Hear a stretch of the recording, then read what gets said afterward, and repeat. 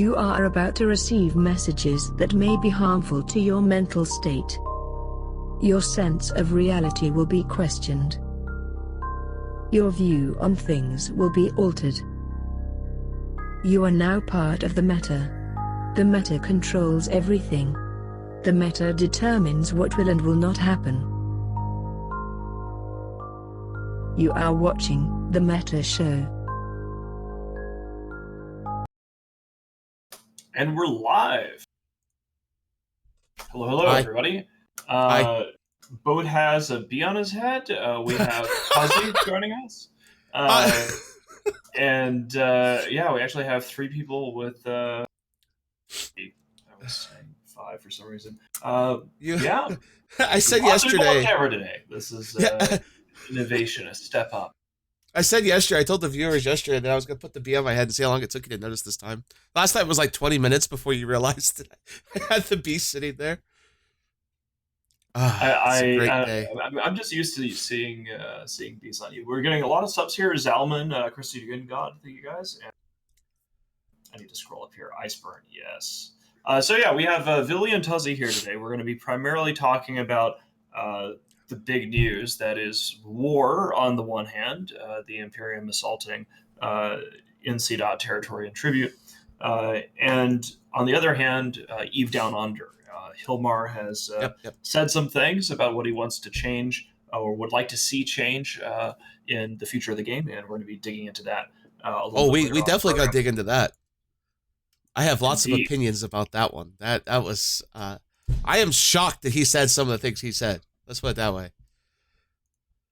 Indeed. So it's going to be a great show, and I hope you're ready because we didn't have a meta show last week because we were going to war with all the things, and to be honest, I don't think we finished. I didn't finish my move up till like 6:30 p.m. So there was no way we could have had a meta show anyway.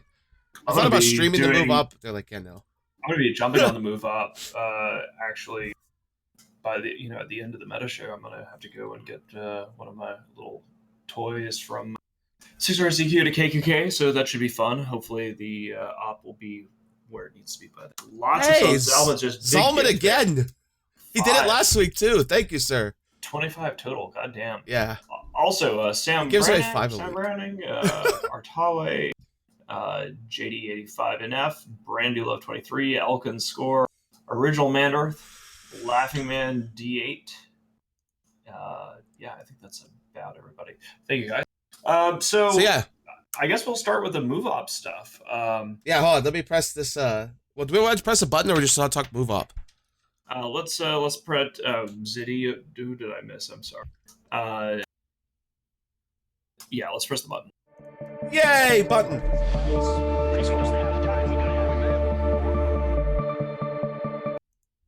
All right, cool. We can press button, and actually, it's perfect timing because we're gonna talk about move up. That was a pretty smooth move up, I would say, last week. That went a lot quicker than I thought it would. Well, I don't want to jinx it for any of the ones that are happening today, but I did see a sort of a fake D scan that was going around on Reddit, which was saying that the Imperium had 1,300 Titans in one op. Obviously, this was fake. You don't have 1,300 Titans out undocked all at once. And there were not nearly as many faxes as we actually have. So if you saw a D scan on Reddit, that was not what we actually deployed. But it was a very successful move up. I was pretty happy about it. Don't believe those numbers. They're all lies. Yeah. That's what Madonna tells you. I looked at it immediately and said, no one has that many Aeons in 2019. So yeah, actually, that link I heard you talking about on the fireside, that was a link made by a guy who had done a spreadsheet of all of the Z-Kill active Titans and Supers in the game. So that was a thing he had done, but right before our move up, he was just tabulating all the numbers from Z-Kill from active people that had been in playing the game in the last like 3 months or something like that. So that's where that number came from. They had to have gotten on a kill mail, which means that list is also still really in it. So for that would explain why like all the apostles, there's not as many as there probably could have been. Yeah. Also, so that explains why I got those numbers. It wasn't just right. That was all of Eve because he had tabulated like how many in each coalition were active based on Z-Kill, and our active numbers on Z-Kill were even lower than our move up. So that's where this came from. Oh yeah, way lower. Right. So, yeah, that was an interesting number. So I heard you talking about that on the fireside. I was going to talk about it on here when we got on here. So Yeah. So, just in terms of a quick update, so we have Billy here, and he could actually tell us everything that's happening in the engagements between Legacy and Fraternity, and I want to get to that. Just for people who aren't aware of the progress in the War of Tribute, War in Tribute, the Imperium deployed last week. We have also put up a Keepstar in KQK that just went online, and are moving from 6RCQ and into KQK. So that's happening. Tribute is getting hacked. There haven't really been any major engagements yet, one way or another. But the soft war is in progress. You guys can track it on Dotland. I might be bored of, we're going to dig into this a little bit more, but I want to bring in Vili here and hear about things I don't know, which is what's going on your side of the aisle. Well, before you get to what I know, can you guys give me some of the little info I don't know? Yeah. So I heard a rumor that NC Dot did not Sinojam Tribute, and that they chose to unjam all of Tribute in hopes of getting red bombs on you guys. Is that true? Yes, that's what I saw. I was running around hacking things, and there were no jammers online, and all the things I was hacking and shooting. There were jump bridges, but no jammers. I was able to move around my fleet with pretty ease. I was running bombers around, hacking things. Okay, so that's actually true. Wow. Okay. It could have changed in the last day or so, but that was when we were killing the Yumi iHub. I didn't see any jammers online in any of those systems. Well, aren't you guys lucky that NC Dot is just terrible? Actually, that's the one thing I wanted to ask is, and maybe you three can comment on this, because I was there to hack Yumi, and I was just normally hacking an iHub into its reinforcement timer. But why would NC Dot give up Yumi's iHub capabilities, which is jamming Yumi, which is the entrance into Tribute? Why would they just not even bother? I think you cut off there for a second. Oh, after you said jamming Yumi. Sorry. The Yumi iHub, why just let it die? Seems like a really big strategic inroad into Tribute that they just kind of let happen. I really don't know what's going on there. It could be a command and control issue. Vince has apparently been doing things in Australian time zone, but he's been just partially they're withdrawing. They're kind of doing what we did in the Casino War, right? So I can't fault NC Dot for trying to withdraw their assets, from unanchoring things, from trying to execute a Fabian strategy. But part of a Fabian strategy is to delay, deny, destroy, and you have to do the denying and the destroying part. And they're not really even doing the delaying bit. So, they're uprooting their assets. They're trying to shelter them, but they're not really fighting us or trying to drain us. So we're certainly on guard for the possibility that they're just going to let us sweep for a week and then try to lull our guys into a sense of security and then hit us with a dread bomb or something like that. But it definitely has been confusingly easy. Let's just put it like that so far. Yeah, it just seemed weird. I gated 2 Drakes into Tribute a couple days ago to do hacking, and my system that I was hacking an iHub. I sat there for 30 minutes, and not even one hostile came in local, neutral, hostile, anything, to try and stop the hacking. And it just seemed dead. One thing I did notice, and I don't mean to make fun of our enemies for being dumb, but maybe someone could, Tuzzy here, could comment on this. Why would you time your timers to 0700 when the way FOSSOFT works is it goes equally in both directions if the ADMs are extremely low, like Tribute is? So I think some of the timers are coming out at 0300, which is perfect US prime. For those of you that don't know, that's a great time to hack. I think they're just not as smart as you and me, Boat. I don't know. It doesn't make any sense. I just don't understand. The impression I'm getting very quickly is that NC Dot has no understanding of how to properly set up for a defensive war. I'll be honest, if you have command and control issues, the first thing you generally want to do is at least give yourself the opportunity to have some command. So if they have nobody that can lead during AU time zone and nobody can find a way to do anything in AU time zone, then don't fight in AU time zone. If you're going to lose when you can at least make them, take it a little bit down with you. So if you only got people during Euro Prime, fight during Euro Prime. Like you'll still lose, but at least you have a chance, right? Yeah, I mean they have actually like there was a fight in AUTZ, I believe last night. Yeah, Or there was. possibly yeah. So like they have actually been fighting in AUTZ. They're not doing like an amazing heroic defense or anything, but there Right. have at least been engagements. They were trying to stop us from doing something, but it's not the kind of mobilization you would expect from NC, right? Well, and there's a lot of like to add to Billy's point, just watching from the background because school got out yesterday, so I've been busy for the last couple months. But now that school's out, war, war. I love war, but there's so many like little things they could do to make life miserable. I'm not going to say jammed? Why isn't it jammed? It just doesn't make any sense, right? No, I don't want to make fun of their idiot mistakes, but there's like 4 or 5 things that NC Dot is just not doing that would make life miserable in Tribute. That Fraternity is doing so much better. Hell, GOTG and CO2 did it better than NC Dot's done so far.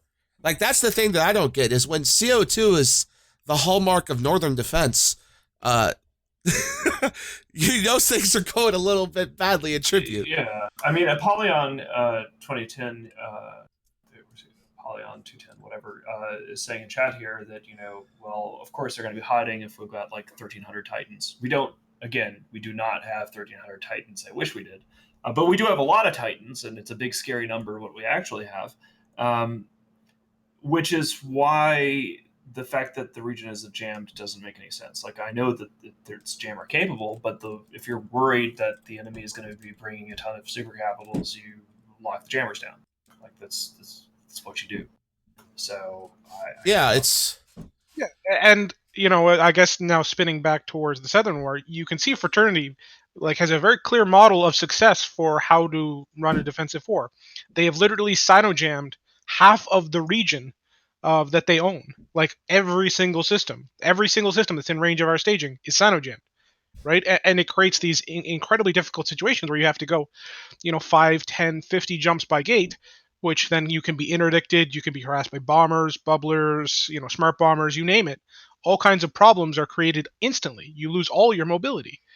And the fact that, NC Dot doesn't do that in a very easy, they have to jam far less than, Fraternity does. And it makes no sense to me that every single system is jammed. We prepared for dealing with your scenario, right? Like what you were telling us about what happened with Fraternity. That's like, okay, guys, well, we're going to have to deal with the kind of crap that Billy just went through, and this is really going to suck. So, let's all get ready to deal with it. And speaking as the guy who builds all of the infrastructure, it could very well be that they just don't have all of those iHub upgrades and jammers installed and ready to turn on and all of that. And there's none for sale in Jita, and it's going to take a while to make them all. And they're like, fuck it, we give up. Well, it makes sense, right? Like if you look at the way that Tribute's set up, it almost looks like they were expecting us to go through MO and LowSec, to come in from LowSec and to go in through MO, hit MO first. If you look, the MO Keepstar was transferred to some no-name corp, so it wouldn't be on a kill mail. They unanchored all the stuff in and around MO, so there would be no kill mails there, but they left a lot of stuff up on this side of Tribute. So maybe they just didn't have the infrastructure set up on this part of Tribute. If you also look at who owns the Solve over here, the Solve is not owned by all NC Dot in this part. It's a little bit of MC, a little bit of NC Dot, a little bit of PL. So it's the spread out on who can have control of that infrastructure. And that could explain why they just weren't prepared for us to come in from the left. They thought we were coming in from the bottom. Well, to be fair, though, to be fair, you guys spent the last 5 days fucking moving. I could have gone to Jita, bought the necessary BPCs, bought the PI materials, put them in the cooker, and had enough Sino-Jammer upgrades for every system in Tribute within 2 days, I'm pretty sure. Right? Like, this isn't hard. Like, you got Jita right there. I think actually, so Master Tacticus brings up possibly the easiest explanation, one that none of us thought of, which is, he says, isn't this the first serious SOV defense war that NC Dot has had? In the last war, it was in Pure Blind, it wasn't their SOV, right? Because they were fighting alongside Guardians of the Galaxy and CO2. NC ended up losing a lot of Titans and shit, but I'm trying to remember a time where NC Dot has had to recently, we did kick them out of tribute several times before back in the Northwestern CFC days. But maybe they just don't know what to do in terms of soft war. I mean, Right, I mean- are we wrong? When was the last time that NCDOT had to do actual like soft No, they war? haven't. And here's another thing too. Since these new Sino-Jammers came out, you're seeing like one Sino-Jammer per system for them. I think we killed a jump bridge that was like 1,000 kilometers away from a Fortizar, so it couldn't even be defended by that own Fortizar. Yeah, we killed. We To be reinforced fair, one the Bo, other that's day. actually how you're supposed to do it. You start with one jammer, and then you just have the extras in system, and then you bring them online when they leave. Well, they right? So didn't even have them anchored. That's what I'm saying. Like they have one jammer anchored, and it's online or anchored or sitting there for the whole system. Well, no, And- that's the way it's supposed to be. You put Oh, one okay. jammer up, it's online, and then when you come to reinforce it, there's not two others that are free kills because they're low power. You just anchor the Oh. other ones at other random times, and that's 3/4 of the annoying bit because they can just turn the jammer back on at any point. Yeah, before we go back south, I do want to comment. I mean, here's my take on it. I've done one big op where I was a part of an op. We were doing the Yumi thing, and I had a jump bridge with 35 bombers, and they couldn't even be asked to bring like interceptors to stop us. Jump bridge takes 24 minutes if you are at damage cap, and in that 24 minutes, they just shot us with the Citadel a few times, threw a couple DDs. They didn't even warp out there. They had a whole bunch of FCs in local, but they didn't really do anything. I mean, I could get like trying to avoid the main goon blob, but when you only have like 35 guys, I think at one point NC tried to do like a Triglavian ship defense, but that got obliterated by harpies of all things. Triglavians are supposed to be these really tanky, high damage dealing ships that could just swat away frigates, and a harpy fleet of 100 men killed them, right? So I really don't understand what NC doing here, other than maybe they're just not prepared to do this alone. Because you're not Well, seeing that's- Horde help out, right? Like, Horde's not there. Well, Horde is helping out. I mean, Horde is harassing Delve, right? So Horde is actively involved. They're attacking Delve. They are a party to the war. There's a couple theories here in chat. One of them is that they basically want to dictate the content such that they're choosing when and where to engage, but that they mostly just don't care. Another theory is that it's just easier for them to give up rollover, let us glass the region, and then go home, which doesn't necessarily work because, I mean, if we just, like, let's just say that they don't really resist more than they already are and we glass tribute, why would we stop there, right? Like, we did this in the Northwestern War where we blew up like the first 5 keep stars and they were like, hell, bonus round, we'll go for like 10 or 11, whatever. So yeah, it's a big mystery. It could be a command and control gap. It could be a lack of experience in terms of doing their own SOV defense. It could be a lack of motivation. It could be a trap. But I'm confused. I will say this: we're gonna go ahead and do a giveaway today at the end of the show. I'm gonna go ahead and start the giveaway. You just have to be in chat, hanging out, and you just have to type what it says. It'll say !ticket. As long as you've been watching the show ever for 40 minutes, you'll have enough to do it, and you get 1 entry each, and you just have to stay here the whole time. So I'm going to press that button now, and we'll keep going. I have a question for Villy once this starts, and it just has started, so there you go. You guys are seeing an uptick in your war. I've seen 900 plus Tappy Duders, and I say Tappy because I don't know what your whole coalition is called, like with XIX and all them, but Well, there's Testing, Legacy it says. Coalition and Fire Coalition, and we're not called Okay. Tappy, we're called Pest as an alliance. Sorry. But anyway, I saw Tappy is this what our huge enemies fight. call us. Thank Right, you. I saw this gigantic fight where you guys just obliterated Elo and his band of guys. And I'm hearing that you guys are dropping like 20 plus Citadels a day. It just spamming them all over the place. Astra Houses, Retars, whatever. Is that actually happening? Like, are you guys starting to see more and more stuff going down? Yeah, so I kind of took charge of the war starting Monday. I kind of put together a plan on Sunday and have been kind of... I mean, Matani seemed kind of one of my op order plans, and I've basically been doing that kind of level of work where I'm just free coordinating every day to a pretty high level. So 2 days ago, we dropped 20 Astra Houses in 20 different systems in a span of 4 minutes. Yesterday, we dropped 19 Citadels and 4 Fortizars in a span of 1 minute, aside from one Fortizar, which got delayed a little bit. Over again, 20 different systems. And So we're just trying to create a situation where we have a lot of because everything's under a Sun Gemmer, we have to give ourselves some level of some way to both force fights in our own time zone, and as well a way where we can start projecting deeper into Detroit where things are not jammed. So, what's the level of combat that you're having with FRT? Like, you're doing these coordinated drops, which is awesome. What are the sizes of the fleets? So on Wednesday we formed 900 in Euro. They formed like 600. In Wednesday they formed like in kind of the dead zone, like 2200 time. We formed 400 to their 100. This morning they had like 350. We had like 250, and then as things pushed more towards your time zone, it became 500 to 400 or something like that. Like, so you're talking pretty heavy level war. We've decided to kind of take it out of the trenches and the slow, ponderous kind of war that we had trying to fight over timers that we couldn't win, and are now really focusing on amping up the pace and just changing the style and way in which we fight. Yeah, so, that's sorry. You go, bud. Oh, I'm just saying it's a pretty awesome thing to watch. The last week I've been watching this. Do you feel like this big push is working out better now that NC Dot and Horde are so preoccupied that they can't just come down and assist Fraternity in these fights? Absolutely. And I'm quite aware. I think I know in their coordination channel there was originally a plan for some Fraternity to come and help reinforce the Australian time zone and tribute, and I know that is obviously not taking place because all of a sudden they're busy as well. So creating a situation where everybody can't go to just one front and now it's split up again is definitely creating a situation where there are more opportunities than before. I am. I think it's going to be curious to see what happens in the Australian time zone, because a lot of the major players currently that are in AUTZ obviously are at EVE Down Under. And so I think when EDU wraps probably tomorrow, I guess, or I don't know, does it count as today? Anyway, they did the keynote, whatever.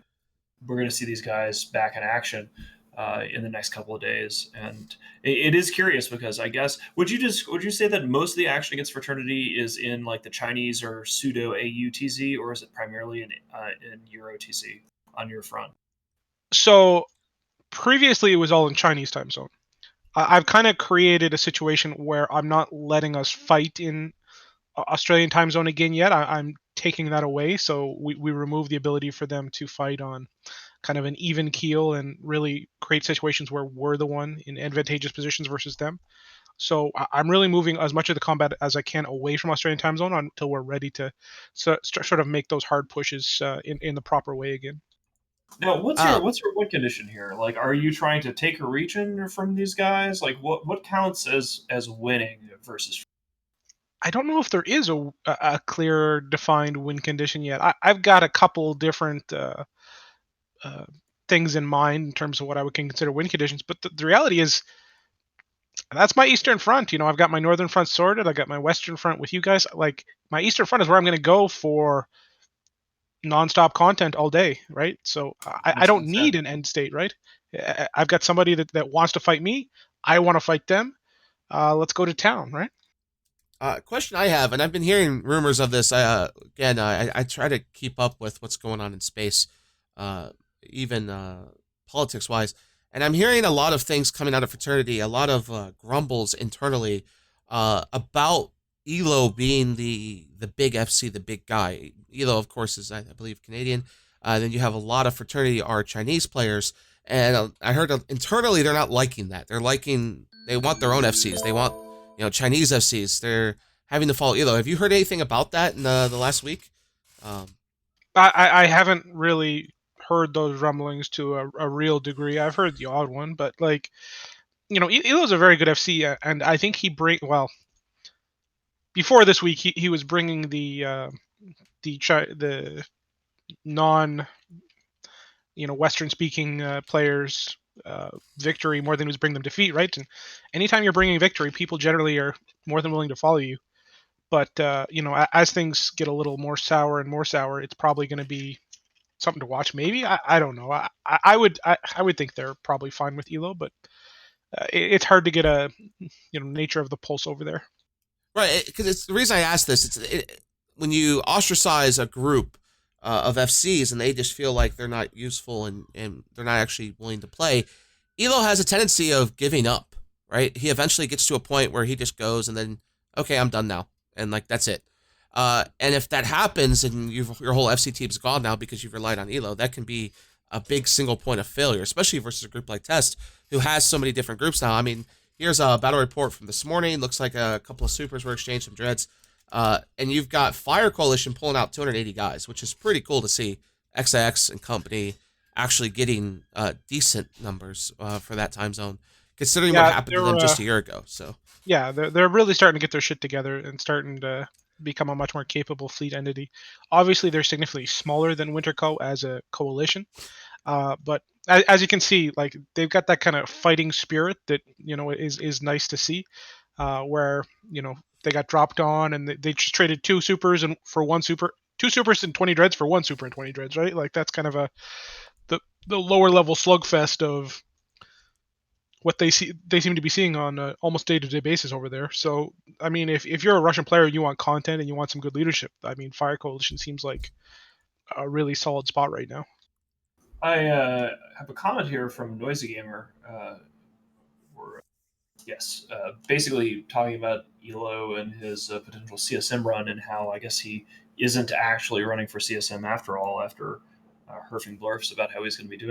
And I think it is related to him being a fraternity. It's initially speaking, from what I understand, his campaign pitch was based around being the anti-bot guy or whatever, and it's kind of hard to do that if you are, one of fraternity's current main FCs.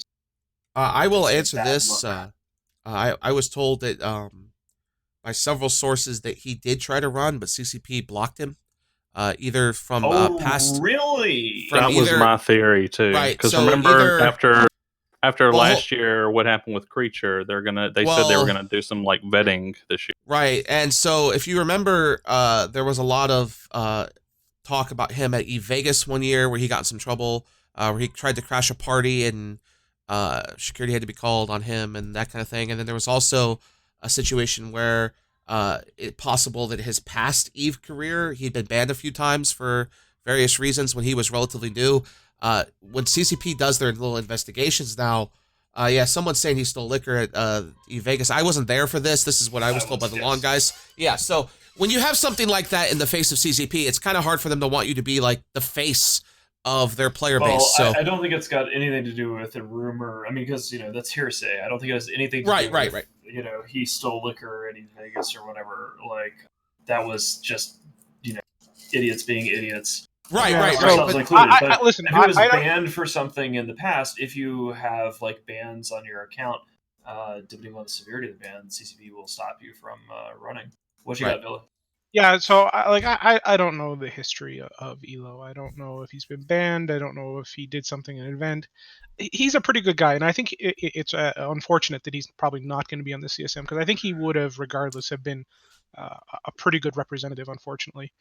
And apparently, from what I'm told, like most of his second and third tier candidates behind him also didn't get on for some reason. So that's interesting. He told me last night that like of the 5 people who applied from his corp origin, none of them were accepted.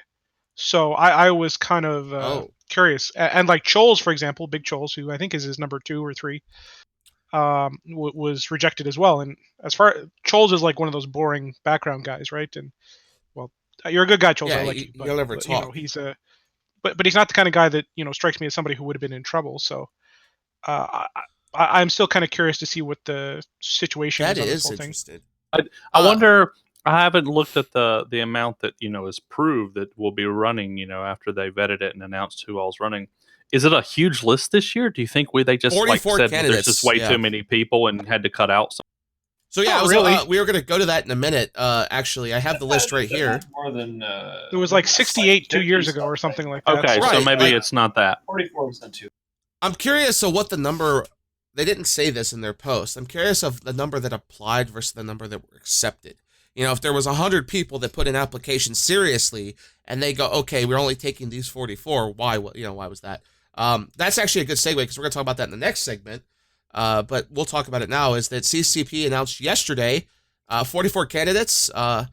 Notable names on this list, of course, are the three goons, Merkel Chan, Anominate, and Aerith. But a surprise name that I did not expect to see, considering what happened last year, was Gobbins is on this list. That was interesting. And also Omeka Gold, known Reddit poster, he is on this list. And the interesting thing about Omeka Gold is that he made a video about like what he does in Delve, and a lot of people saw a tweet from CCP Rise about that video saying, this looks great, I hope good luck in the CSM elections, as like an endorsement towards that. So that was an interesting tweet that we saw today. But I'm interested to see who gets on from the north, right? So last time it was Killer B. I'm curious to see with that. I know Villy is running in the south. Is Killer B running again this time? I did not see his... Oh, he is? Okay. So, I mean, the question is... Well, you say that, Mitani, but there's not that many votes in NC anymore. Their numbers are down, and last year Killer B barely made it on there, right? He was only 500 votes or something above the kind of bottom, and he had all of Horde support, right? So and Horde is definitely going to vote for Gobbins this year. Like, you're not going to get that. So I don't know if Killer B is a guaranteed candidate this year like he was last year. Well, that's a problem because I saw some Doom to Chilla tweets that suggested that not only did we launch the Imperium's War in order to everybody resubbed for the election, which incidentally, I was talking about this earlier, is hilarious, and we didn't think of that, but oh my god, we totally should have. And thank you very much, Doom to Chilla, because next year we'll find an excuse to start a war just to get everybody to be ready to vote. I mean, it's a great synergy. You get everybody motivated. This is the ultimate conspiracy theory. Great conspiracy. Thank you. Let's do it. But the other conspiracy was supposed to be that that Killer B was going to win on NC's votes and then come over to Goonswarm. So now the other conspiracy theory, I feel, I guess that's threatened, is what you're saying, is that NC doesn't, because I guess he got on last year because of Horde support. Yeah, so a lot of these candidates make the North kind of a mess. There's a couple of Horde candidates. There's a couple of NC Dot candidates. There's Sword Dragon from GOTG. You're seeing a lot of diversity in the candidates. Killer B obviously is one of them. Matterall is running. I think he'd be an interesting guy to have on because he is really easy to talk to and stuff like that. But so you have a lot of candidates. Well, as it currently stands, the only 4 I see getting on, like, pretty much guaranteed at this point, are myself, Aerith, the Goon number 2, and Goblins. The rest, I think, are moderately up in the air. I'm pretty sure Duncan was running, so he's... Yeah, but we did the math, and we're actually going to try and get 3 full Legacy candidates on, but it's, like, the percentage of people that vote, like, he's gonna really have to squish hard at a Brave, and then we're there's gonna be some other Legacy support, but it's not even necessarily guaranteed, I guess you could say. I mean, there's a couple of candidates on here, like Steve Vernuken, who I think could get on. I was about to ask, is Fuzzy Steve running again, or? Yeah, Steve Vernuken's on there, but other than that, I don't know any of these other people. like I don't really see... I hope Omeka Gold gets on. I think that would be fantastic, because just the idea of, I've enjoyed his posts off and on when they get floated past my desk. And I think that being trapped in a room repeatedly in summits for hours and hours and hours with Aerith, yeah, you know what's up. And I'll be honest, it's beyond, like, he thinks there's a conspiracy of, like, Goons botting or something, and then he gets on the CSM, and then he has to go to a summit and is locked in a room with some of our best sociopaths. So I watched his video hours and hours at a time. Right. I watched his video, and like his whole like Delve anti-goon thing was brigaded on the same thing as Elo, like we're full of bots. But in his video, he tried to make it sound like he was Whaler versus the Whale, and did not talk about botting at all. So that was an interesting take. But the best, I guess, bio to come out of this is there's 2 of them. One is actually I've never seen one done in just Spanish. That was pretty cool. So there's a Spanish guy from Cuba who's running. I've never heard of him, but he had a cool bio. And then Merkel Chen's bio about him being the resident Saturday Night bartender. That's literally... So is Matterall still in NC? Is he gonna be so like? Are he in? I don't know if he went independent. I've been keeping track. Is I could tell you in so a minute. Matterall, Killaby, potential NC block vote. Villy, Dunk. Who's the other legacy Yeah, candidate? he is. He's still in dice. Cornac. Okay. But here's another question too: is where does the PL vote? I mean, PL maybe like a couple hundred PL, guys. at this point, I don't think PL is an effective voting block. I don't think they were ever an effective voting block in the first place. If they worked together with NC to support a candidate, they could get people on there. But the days of PL in a big field being able to put like an Elise Randolph on the council are over. Like they are at this juncture barely. Like they only count as a block in modern Eve in the context of working together with NC Dot. So when we talk about PL, we're talking about PL and NC Dot as a block. It's kind of sad, but it is what it is. Well, I mean, and it's interesting too. Here's another thing that gets me, and I've never understood this. When you have thousands and thousands and thousands of renters, why don't they ever vote? Like, you'd think that they could get the vote out better, and they just never have and never even tried. And when they have tens of thousands of Omega accounts that they could use to do that, I think it's like herding cats. I mean, yeah, it's difficult to get the renters to like speak with one voice and all take the same act, much less be aware that there's even a CSM election going on because they're renters. Right. So moving forward here, and this is a topic that I've been wanting to talk about, and of course, that's the reason Tuzzy's here. Tuzzy, for those that don't know, is a GSOL guy, Goonswarm offensive logistics. I like to say offensive logistics, but I'm guessing it's all encompassing now. But I say offensive logistics because I see Tuzzy at times of war doing the things that I don't know, so much work. But if you would take a moment and just tell us what's it like when, you know, you're obviously we're already have the Keepstar down, so I guess it's safe to talk about when Mittens looks at you and goes, "Okay, we're going to war. GSOL, make it so." What is that like? I can speak to dropping Keepstars. How about that? Sure. Let's do that. I told Asher and them the other night, it's like, please, let's try to keep these to like 1 or 2 a year because my heart's racing when we're doing this. I don't like dropping a Keepstar 1,000 off of a gate in which there's an enemy Keepstar on the other side of that gate right next to their whole region. It's just 6-star CQ Keepstar drop last year was nerve-wracking because it's I went and dropped about 20 Keepstars on CC to practice it. Don't keep in mind I've dropped hundreds, probably thousands of Citadels up until now, but specifically warping a freighter from a Citadel to the bookmark, clicking the thing, clicking the next button, clicking the next button. I think I got it down to about 6.5, 7 seconds. And I was like, okay, they've got a 6-second window to do something about it before it's down, and then it's too late. And I dropped the 6RCQ keep as a stealth bomber uncloaked on my freighter, but when he locked me up, it was already down. It was like, too late, fuck you. And then Fleet was on top of me, and he fucked off. That's funny though, because if he actually pops a Sino instead of trying to lock you, you can't drop the Keepstar, right? Billy, I was trying to avoid saying that. Okay. Way to go, Billy! High five! Way to go! In KQ, it was or he quite... right clicks drop mobile depot. You can't drop it either.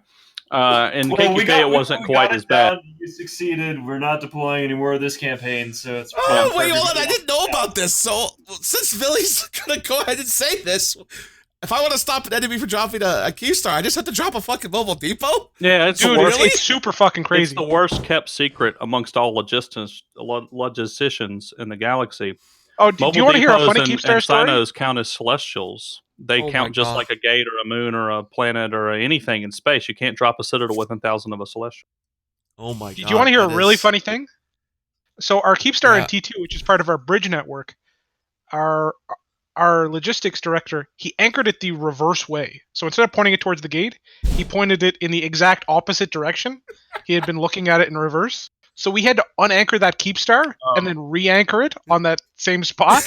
Well, so when did he do it? Did he do it before they added the guidelines or after? After. Okay, because this was a problem in that when Citadels first came out, it was really hard to figure out where the fuck the undock was pointing because you couldn't see. No, this was like 3 and months. CCP went back and added these little visual guidelines that made it a lot. I mean, see, all I know of dropping Citadels is I dropped a Fortizar Delve, and then a downtime later, CCP moved the gate 18 AU away for an entire day.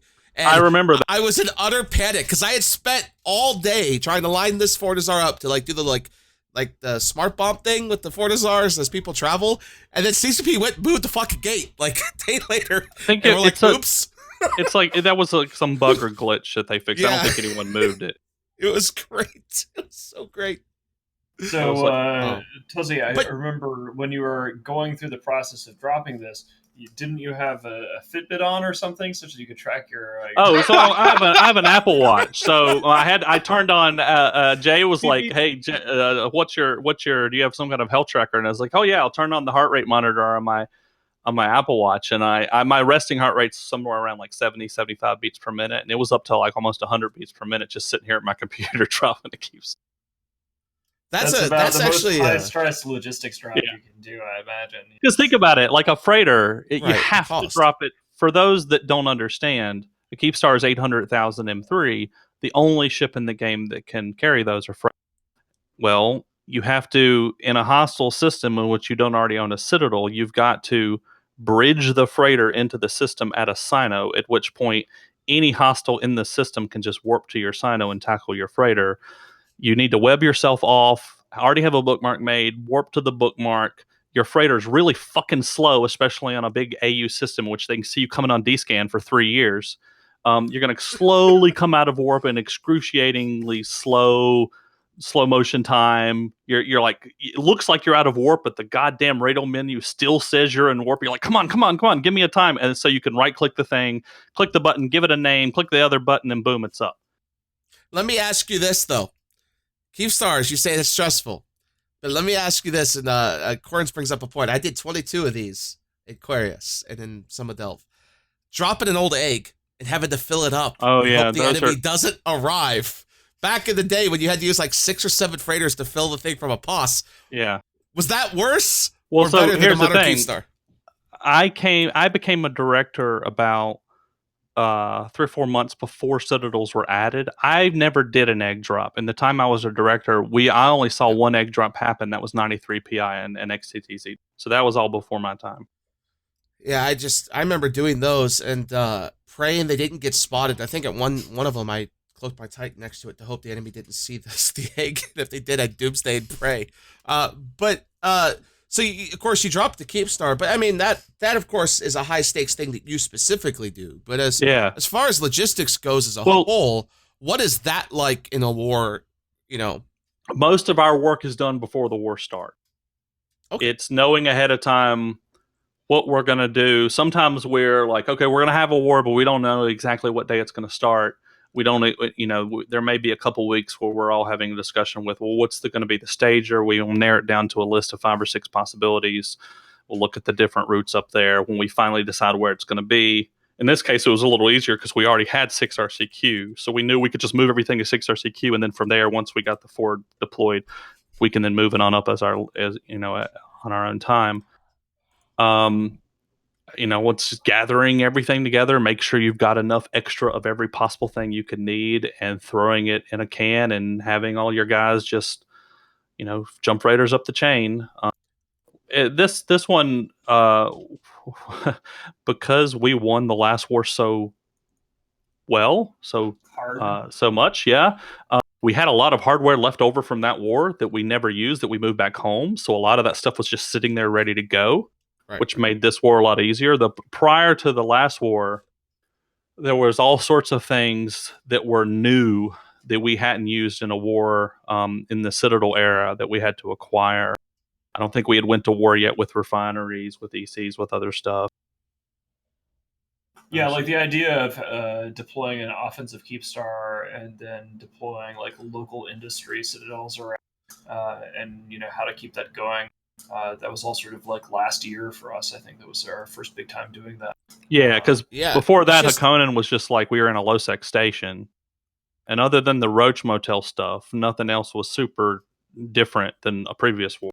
This is just amazing, fascinating to me because I don't do logistics stuff anymore. I haven't done it in years. But it's just the idea of back in the day, the heart racing POS dropping of dropping 4 or 5 POS with an Oracle in the hopes that the enemy doesn't show up to gate you. And now Eve's evolved to where you're dropping literally a Keepstar as your forward staging thing. No longer are we using stations to live out of to start a war. You live out of a structure that could get destroyed. What was going through your head now? Let's say they show up and we have this big huge brawl, and then the Keepstar dies. Then what? What would have happened then? Do you have guys have backups, I guess, ready to go and everything's set, or is it just like, hey, did we got this Keepstar down? We're good to go. All right, bye. We have backups. We always have backups of everything. Yeah. And it's embarrassing, and it's like, it's a big loss. You lose an unfit Keepstar. Right. What is it? What's the going rate? It's like 200 billion, or is I actually checked the other day. They're way down. PI is, I think, right now the cheapest I've seen PI in years. Hold on, let me just figure out what the hell my dog is doing. He's tearing up a bag in the other room. The material build cost of a Keepstar hull as of 24 hours ago is like 142 billion. By the time you do build costs and buy the BPC, you're looking at right around 190 to 195 billion.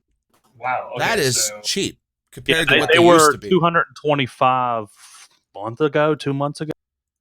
Right.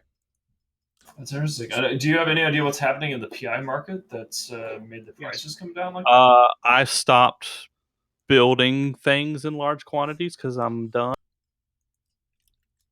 So here we go, Tuzzy, and maybe Billy. So to tell you what happened in the PI market, everybody's done of their iHub stuff. Like all the new jump bridges, all the new jammers. Everybody's got their stuff. So the pressure on the market for the last 6 months is gone. Citadels were released in 2016. Everyone had built up prior to that to get PI and salvage and shit. And then we all were done, and then they released ECs, and everything spiked again. And we were all done, and then they released refineries, and it spiked again. And then they released navigation structures, and now we're all done. No one has any massive infrastructure building projects going on right now. Unless shit gets destroyed and you need to replace it, pretty much everyone has everything they need. Plus, Keepstars are pretty cheap now that they're starting to hit G to market with NC Dot on Anchor. Thanks, Gate Color, for pointing that out. The question I have is I linked an image in chat here, and it's the Keepstar. Just one sec, Boat. Go ahead, just for the record, if anybody in NC has any Keepstars they want to sell, I got the last 2 Keepstars off of Matterall, so I would love to buy your Keepstars. But this is put them up in the TTT. We will buy them. This is a question I have, and this is a serious question, is why was the MO Keepstar transferred to a different, I mean, other than maybe it's going to die, so you don't want it on your lost mail, but like it makes no sense to transfer. You have to ask that. It's PL. That's what I'm asking you guys. What do you think? They want to make sure it's not on their lost mails if we blow it up, right? If they're a person in space and they're in their Titan and they're about to die, they drop Corp. If it's a structure in space and it's about to die, it drops it's PL. Okay. Their culture and their value for their people is entirely based around just numbers on a killing board. It's sort of a really strange cultural holdout. You'd think that they'd have gotten over it by now, right? Especially after getting their shit kicked in the last war. Like, okay, there's some blood on your kill board. Like, we lose shit all the time in the Imperium. Like, we have stupid lost mails, and our attitude is just like, hey, we're goons and friends. Like, occasionally we're dumb and make mistakes. Shit happens, whatever. I can't remember the last. Like, I look at battle reports, but I don't really look at like historical kill boards to see whether we're like up or if we're down in terms of just destroyed or whatever. Yeah. Like, it it's doesn't very much matter. It's very much a holdout of previous generations. And I don't see it anymore the way it used to be at all. Like, the way it used to be is like, don't you dare lose a Tech 2 battleship. It'll ruin our Corp kill board, right? Like, and that kind of stuff. And now people, like, they YOLO around supers and caps and all kinds of crazy shit. And, like, the only time we ever care if somebody dies in a super is if we're in a wartime environment where it gives the enemy morale to kill that super. But otherwise, it's like, whatever. Dude lost a super. Who cares? Right. We have about 10 minutes left, and there's a topic I want to bring up, and you all are here, and this is a topic that I think was surprising to hear. Okay, so go ahead and I'm gonna press a button because this is definitely in the CCP Please category. Wait, what? I was linked something that was a good explanation of the Oh, go ahead, please. Okay, so Asher handed this to me, which is a reference to Goodhart's law, which says essentially when a measure becomes a target, it ceases to become a good measure. And I'm inferring what his argument there is that an entity like PL was using their kill board as a method of determining whether they were elite or not, right? Like you have a good kill board, whatever, and then that measuring stick became a target, right? Then the obsession of are you up or down? And then Goodhart's law would imply that it's no longer a good measure, and I think that's accurate in this case. By the way, it looks like Pandemic Legion and NC Dot are having a battle with Initiative and Conan right now. Yeah, they started hitting the Citadel at Fortizar there that they use. I saw that a little bit ago. Where's the combat reporter to Big Red Boat? I didn't even think they were actually seriously brawling. I saw a couple bomber lost mills, but it looks like Initiative might actually seriously be fighting. I didn't know that Seraph Basarab ever came into our channels. That's awesome. Wait, what? Okay. Oh, Seraph Basarab. You got him! Nice! But I just instantly banned him. We don't allow people to be apologists for war criminals on anything affiliated with the Imperial News Network, and Seraph Basarab has repeatedly and publicly denied some of the genocides that took place in the Balkan conflict, and said that Radovan Karadzic, this was on Tweetfleet Slack a couple years ago, that Karadzic was not actually a war criminal, and it was just a whole bunch of just horrific, bad genocide apology shit. So he can go fuck himself, but I'm glad that he paired up such that I can ban him, because that's cool.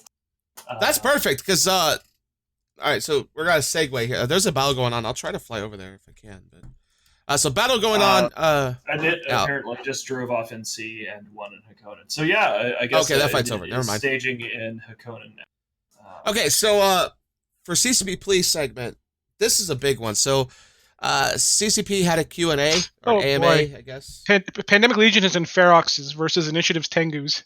How times have changed. Oh my god! That's I didn't even notice the ships. Yeah, I didn't even notice. I mean, I guess if you're going for the we're gonna die anyways, might as well throw away ships play, and headliners have seen it, so whatever, I guess. I don't know, man. Feroxes are pretty fucking terrible in the hack, man. I don't even want to give them the credit they need to hear about it. Like, third Ferox is cool. Go die quietly. I have more important things to talk about than the failing of PL. But anyways, Kigali, the guy that set up Eve Down Under. Eve Down Under happened this week. It's happening right now. I think they're having their hangover breakfast as we speak, or something like that, or maybe that was yesterday. But Eve Down Under happened, and there was AMA, and Hilmar went to Eve Down Under, and the question was asked, what do you think about the stagnation in 0-0 and the lack of PvP in general? And actually, Hilmar answered this question rather than the other people at the panel. He grabbed the microphone and said some things that were surprising. So he pointed out 4 things, and I want to talk about each of them. First one is removing region-specific resources was a mistake. I disagree here. I disagree very heavily, because removing region-specific resources allowed people to build up their own little pockets of solve in 0-0 and made 0-0 what it is. Before then, you just had giant chunks of space that were absolutely fucking useless, right? You just wouldn't use it, and you would just make agreements. Someone, Gimmick of Atrioc, points this out in chat, and I was also confused by this. What the fuck is Hilmar talking about? They didn't remove regional specific resources. R32s and R8s are still regional. Right. I don't. Is he completely? Did they talk about this in the meeting and decide to do it, and then change their mind, and he forgot that they went back on it? Like, I don't know what the hell. Hafnium for Technetium, by the way. I mean, I read this as when I heard him say this, I read it as the way that the R64s were scrambled with the moon changes, right? Like, certain moons have more value than others, but in the past it was like certain regions had more dysprosium and promethium than other regions, right? Like, certain regions just had more value. If somebody in chat could tell us if anybody clarified what Hilmar said or didn't say on, I don't know if somebody. Someone says he was never in the meeting to begin with. So. I can tell you though, but I know the moon make up for a lot of regions, not all of them, but a lot of them, and yeah, some things shifted around, but it's not an even distribution now compared to what it was before. Right. It's shifted a little bit, but it's not a big deal. And salvage. Oh shit! We totally forgot to do Cool Kids Only mode. We'll get it next week. Well, if you're doing a giveaway, you can't do that if we're in subs only mode. Right, and the giveaway will be in a few minutes anyways. Okay, right. Sorry about that, guys. We'll get that fixed for next week. Tuzzy, thanks for pointing that out. I didn't even think about that. I just thought it was... Well, Corn's pointed it out, but I was also confused because I just got my mouth shut because maybe they moved something I wasn't aware of, and I look like an idiot if I talk about it. But no, I don't think they removed anything regional. So, and then the next thing he said here, he says, defending is too strong. Sov needs to change to favor attacking. Again, another bullshit thing. If he's ever done Fozzie Sov hacking, everyone in EVE can go hack Tribute right now. Only NC Dot can defend it, or only PL can defend it. I think the jammer shit is kind of bullshit right now. Well, it's the time zone tank and jammers and a variety of other things that are too strong for defenders. Yeah, I would broadly agree that defense is currently OP, and I thought that defense was a little bit powerful, but obviously something we could overcome because we did succeed when we were even like last year's war was a great test of balance because the Imperium forces and allies were within 1% of the numbers in terms of the super capital power that was put on the field of Guardians of the Galaxy, NC.PL, and Horde. And in that case, we were still able to win battles. They were bloody battles, but we were still able to win with the defenders having a keep star to their advantage, and we were still able to pull it off. But that was before they changed things with the jammers, right? So I would broadly agree that right now, between time zone tanking plus the jammers plus everything else, defense is a little bit OP. That's where I was going to say it's the time zone thing. Defending is strong, but again, he answers this with two parts because it feels like he's the part about Sov. It is not in favor of it's in favor of the attacker as is, right? Sov warfare, Fozzie Sov hacking is favoring the attacker because you have to centralize all of your defense into your strongest alliance if you want to defend that region. Like everything in Delve is under goons, right? It just makes it easier to defend. The hacking is just better that way. Okay, his next comment is local is too strong. I don't know where he's coming up with this because you remove local, which is the big rallying cry for the elite PvP types, and the game dies, right? You saw local went out for a week. Yeah, when and I was on died. CSM, and this isn't NDA anymore because this was 10 years ago. Go ahead. NDA is 5 year. But when I was on the CSM, there were discussions of having. This is something I think most people. Well, it's in the public domain. People know this. It's been discussed before. But the idea of keying intelligence and reconnaissance to iHub upgrades such that you could build your space up. And I thought this was really cool, and I was totally down for it. Essentially, if you're in nullsec, there's no local, but you can have an iHub upgrade that gives you local to like you or your allies or whatever. Your ACL allies would be good. Yeah, essentially. Right. And that also means that if, that iHub can be attacked and you can basically attack and degrade an enemy's sensor network in addition to other hard targets. So I thought there was a really cool like surveillance, reconnaissance, espionage, metagaming kind of opportunity there. But just removing local isn't a solution, right? You need to, if people all wanted to live in a land where there was no local, everybody would just be in wormhole space. Well, it's kind of ironic he says this because as soon as he says this, they're also coming out with a patch that's coming here and that says the whole of EVE going scratching their head is you can now detect signatures up to 2 jumps away as they pop up. There now is the ability, they're adding this to the game, where if you're in your space in your Rorqual, you'll know 2 jumps ahead of time the second a wormhole appears. If you've scanned out all of the SIGs ahead of time in the area around you, you can tell, hey, a wormhole just appeared, we might want to be careful. That is something that's never been done, and that's coming with a patch. And that's going to be game-changing for people. Okay, so it's not just 2 jumps, it's literally across the galaxy.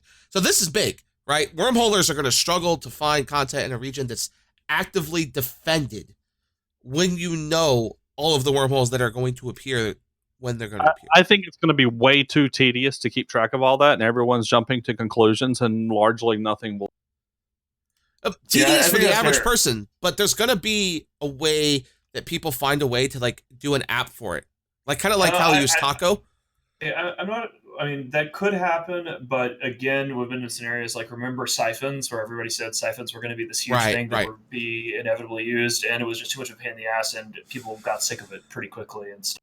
I mean, I would. One of the things I wonder. I remember there was a discussion about faction warfare stuff. Did Hilmar also talk about faction warfare being fixed, or was that somebody else talking? I don't have it in the notes here. I didn't see that. I didn't look too much into that. I probably should. I was too busy.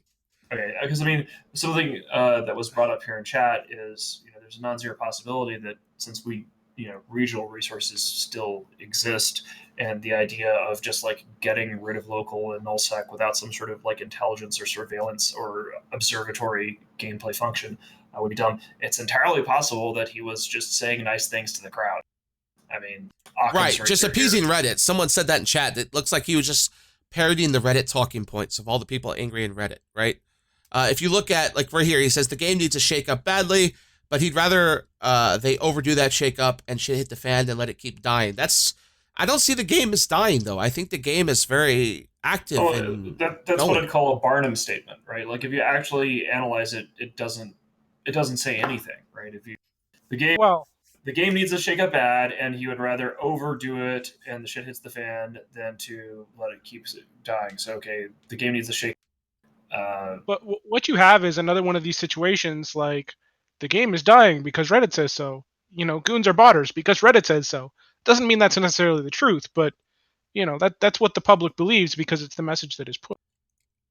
Yeah, to me, it's like Julius Caesar. We've lost every war that we've ever gone on. So right, it's like a Roman emperor appeasing to the masses, right? He's throwing the bread and wine and saying, "Look, I'm doing things that you like." Were you about to say that he's throwing them circuses? No, I was saying bread and wine. And every time I'm on the show, you make some weird historical analysis and get it totally wrong. Like every time. If you ever seen the movie, I think it's called Gladiator, where he talks about like having the gladiatory games for 100 days just to appease the unwashed masses. It's like Hilmar's just answering what Reddit has been saying, even if it's untrue and bullshit, right? There's a lot of people that look at it and go, yeah, you can't get rid of local, it'll kill the game, right? Like that's just not real. I have a terrible idea that is actually wonderful. Like, how there's the drunk history show? We should have a boat history show where we just I actually thought about that. We wouldn't even need booze. I mean, it would be kind of funny, but you could basically just give him a topic. Say, all right, boat. Here's this thing happening. Now come up with a World War II analogy to describe.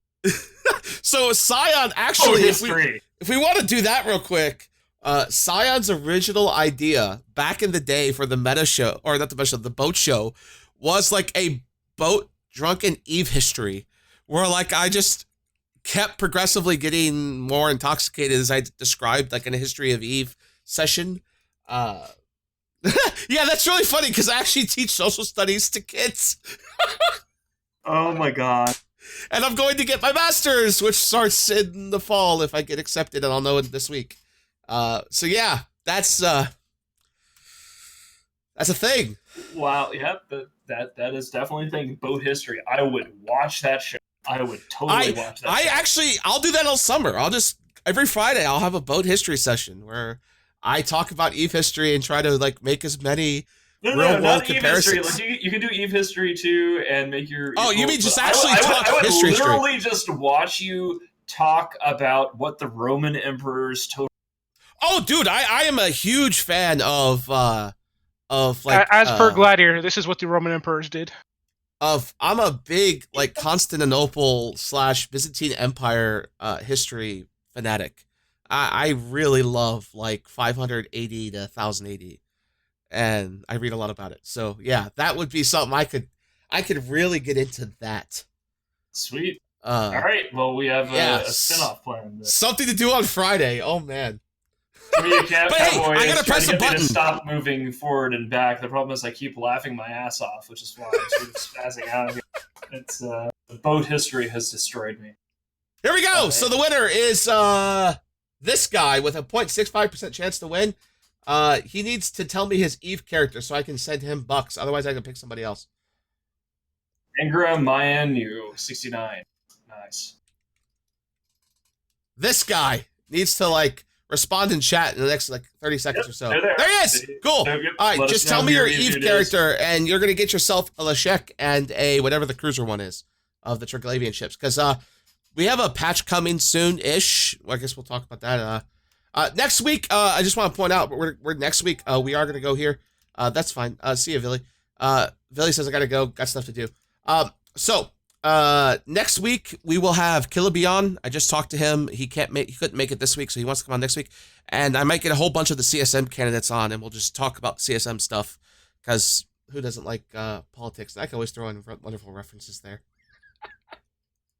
So yeah, Killaby said he'd love to stop by next week. Plus, I mean, he's still in NC. Talk about the war. We could probably throw war in there somewhere. I don't know. But yeah, thanks for coming. Yeah. All right. So thanks, Sussy. Thanks, everyone. Yeah, I got to run to a baseball game, so. Yeah, thanks, everybody. Enjoy your long weekend if you're in Freedom Land and have a long weekend. And, I need to go get on this move up and Yep. my little toy. So thanks all for coming, and we will see you next week. Yep, see you guys next week. Okay, bye. You are about to receive messages that may be harmful to your mental state. Your sense of reality will be questioned. Your view on things will be altered. You are now part of the meta. The meta controls everything. The meta determines what will and will not happen.